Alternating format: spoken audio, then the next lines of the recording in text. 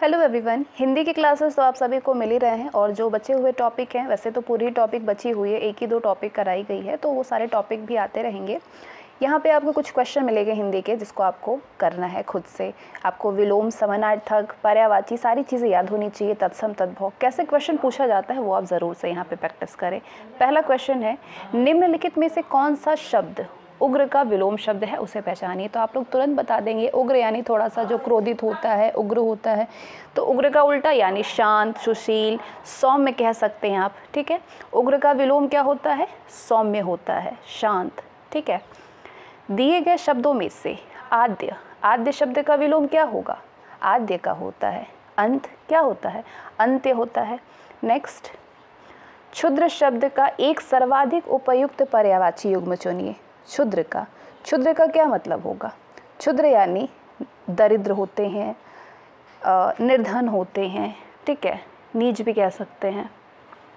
Next, निम्नलिखित में से कौन सा अद्भुत, अद्भुत का समानार्थक शब्द कौन सा है? अद्भुत, अद्भुत यानी विचित्र, अनोखा, विचित्र, अनोखा, विलक्षण, ये अद्भुत के समानार्थक शब्द है। यानी ये सब भी, इसके भी मतलब एक अद्भुत ही होता है, आश्चर्यजनक, विलक्षण, अनोखा। जो शब्द संस्कृत भाषा से उत्पन्न होते हैं या फिर जो संस्कृत भाषा से मिलते जुलते शब्द हैं, उससे बने हुए शब्द हैं, वो क्या कहलाते हैं? जो संस्कृत भाषा से उत्पन्न होते हैं वो तद्भव कहलाते हैं, और जो हिंदी वाले शब्द होते हैं वो तत्सम कहलाते हैं। तो अब आप बता दीजिए, तत्सम तद्भव आप जान ही गए हैं, तो ये चारों ऑप्शन में से बताइए कि कौन सा इसमें से त्रुटिपूर्ण है, गलत है। गोमय, गोबर, क्षीर, खीर, पर्यंक, पटरी या फिर सपत्नी, सौत। तो सारे सही लग रहे हैं अगर पर्यंक पटरी को आप देख लें, यही त्रुटिपूर्ण है। बाकी क्षीर होता है, तत्सम तद्भव क्षीर का खीर होता है, गोमय का गोबर होता है, सपत्नी यानी सौत होता है। ठीक है, ये पर्यंक और पटरी गलत है। नेक्स्ट, दिए गए विकल्पों में से कौन सा विकल्प सब्ज बाग दिखाना, सब्ज बाग दिखाना मुहावरे का अर्थ है? इस चारों में से सब्ज बाग दिखाना मुहावरे का अर्थ क्या होगा? मतलब होता है झूठे वादे करना, झूठे वायदे करना, यानी सब्ज बाग दिखाना, सब्जी के बाग दिखाना। या तो आप यहाँ पे भी कर सकते हैं कि सब्जियों के बाग दिखाना इसका मतलब होगा, लेकिन ऐसा नहीं है। झूठे वायदे करना, सब्ज बाग दिखाना। नेक्स्ट है, प्रश्न करके परेशान करना, प्रश्न करके परेशान करना, कौन सा विकल्प इसके लिए उचित मुहावरा है? चारों ऑप्शन देखिए, खोपड़ी गंजी करना, खोपड़ी खाना, खोपड़ी मारना या फिर खोपड़ी खुजलाना। तो ये सारे ही कुछ अशुद्ध टाइप में शब्द भी समझ में आ रहे हैं, तो आप कहेंगे कि खोपड़ी खाना। खोपड़ी गंजी करना तो होगा नहीं, जाहिर सी बात है। खोपड़ी मारना भी कुछ नहीं होता है। खोपड़ी खुजलाना एक अलग ही चीज़ हो गई। खोपड़ी खाना, हाँ, खोपड़ी नहीं खाओ मेरा, प्रश्न करके परेशान ना करो। ठीक है। नेक्स्ट, ऐसा कवि जो कि तत्काल रचना करता हो, उसके लिए एक सही शब्द क्या होगा? ऐसा कवि जो कि तत्काल रचना करता हो, उसे क्या कह सकते हैं आप? आशु कवि, जो कि तत्काल रचना करता हो। क्या है वो? आशु कवि। नेक्स्ट, अब ये निर्देश है, इंस्ट्रक्शन है कि इनमें से जो दिए गए वाक्यांश है उसके सही विकल्प का आपको चयन करना है। प्रश्न है कि जो अपने कर्तव्यों को न जानता हो, उसे क्या कहेंगे? जो अपने कर्तव्य को न जानता हो उसको बोलते हैं किंग कर्तव्य विमूढ़। किंग कर्तव्य विमूढ़, जो कि अपने कर्तव्यों को नहीं जानता है, उसके लिए एक शब्द क्या होगा? किंग कर्तव्य विमूढ़। अगला प्रश्न है कि रामानुज दर्शन में मुक्तात्मा ईश्वर के समान है, पर उसकी ईश्वर के साथ में एकात्मा नहीं होती है।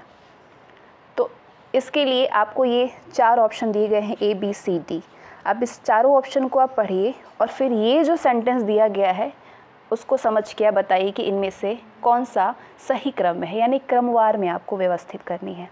सेंटेंस क्या है कि रामानुज दर्शन में मुक्तात्मा ईश्वर के समान है, पर उसकी ईश्वर के साथ एकात्मता नहीं है। ईश्वर के साथ एकात्मता नहीं है। ऑप्शन ए है आपके पास, इस सृष्टि की स्थिति नई सदी में जीवन का तनिक भी अधिकार नहीं रहता। ऑप्शन बी, मुक्ति के लिए ईश्वर का साक्षात अनुभव ही अंतिम साधन है।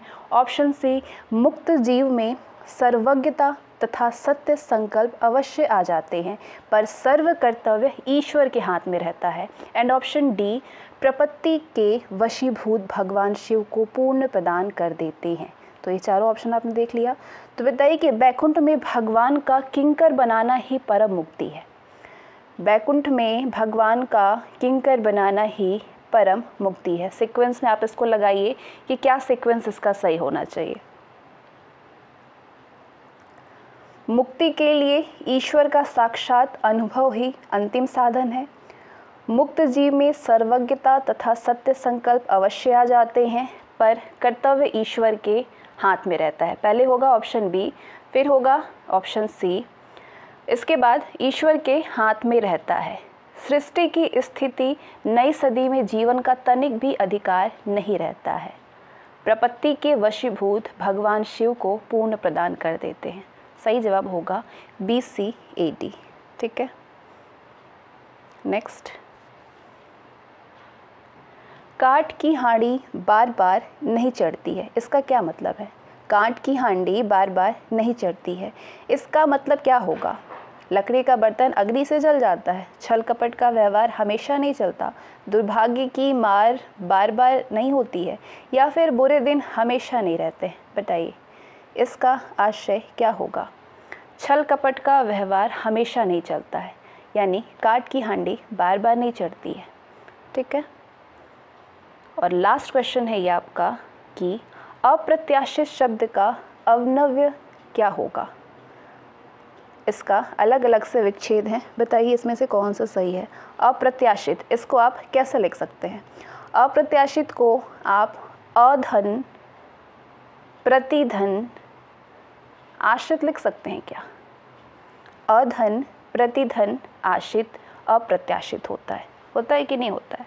तो ये आपके टोटल 13 क्वेश्चन थे जो कि सारे आपके टॉपिक से लिए गए हैं, और इसको करने के लिए आप सभी को सारी चीज़ों का, व्याकरण का, संधि विच्छेद का, समानार्थक का, विलोम शब्द का, पर्यायवाची का, वन व सब्स्टिट्यूशन, आपके मुहावरे, लोकोक्तियाँ, ये सारी चीज़ों का ज्ञान होगा। तो आप ये 13 क्वेश्चन को अच्छे से सॉल्व कर लिए होंगे।